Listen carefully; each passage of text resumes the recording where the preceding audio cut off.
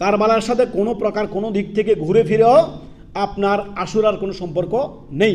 কারবালা একটি পৃথক ঘটনা, যেটা অত্যন্ত মর্মান্তিকজনক ঘটনা, যা আফজা ইলা মা কাদ্দামা, যা করেছে এজিদ এবং কি তার সেনাপতি আব্দুল্লাহ ইবনে জিয়াদ থেকে সহকারে আরও যারা যারা আছে, তারা যা করেছে আল্লাহর কাছে তারা পেয়ে গেছে, শেষ।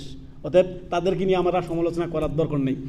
এই ক্ষেত্রে ইমাম ইবনে তাইয়্যিম রাহিমাহুল্লাহ চমৎকার একটা কথা বলেন, ইয়াজিদের ক্ষেত্রে আমাদের আকীদা কী হবে, ইয়াজিদের ক্ষেত্রে আমাদের আকীদা বিশ্বাস কী হবে।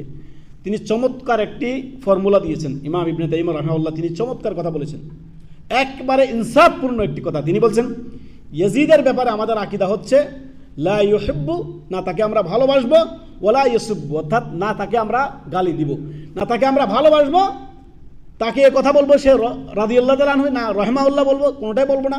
না তাকে আমরা গালমন্দ করব, তাকে আপনার লানত করব, অভিশপ্ত বলবো, কোনো কিছু আমরা বলবো না, চুপচাপ থাকবো, তার ফয়সালা আল্লাহর হাতে ছেড়ে দিব।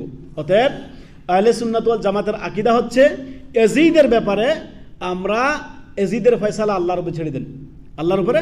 এই কথাই ইবনে তাইয়্যিম রাহিমাহুল্লাহ বলেছেন, লা ইয়াসুব্বু ওয়ালা ইউহিব্বু, আমরা তাকে না গালমন্দ করব, না তাকে আমরা ভালোবাসবো, না তাকে ভালোবাসবো, না তাকে গালমন্দ, কোনোটাই আমরা করব না। এক বাক্যে ইয়াজিদের ব্যাপারে আমরা নীরব থাকব। এর ফয়সালা আল্লাহর কাছে, উভয় আল্লাহর কাছে চলে গেছেন। অতএব তার ফয়সালা আল্লাহর কাছে ছেড়ে দেন। সে ভালো মানুষও বলবো না, আবার তাকে আপনার গালমন্দ করে লানত করবো না শিয়াদের মতো।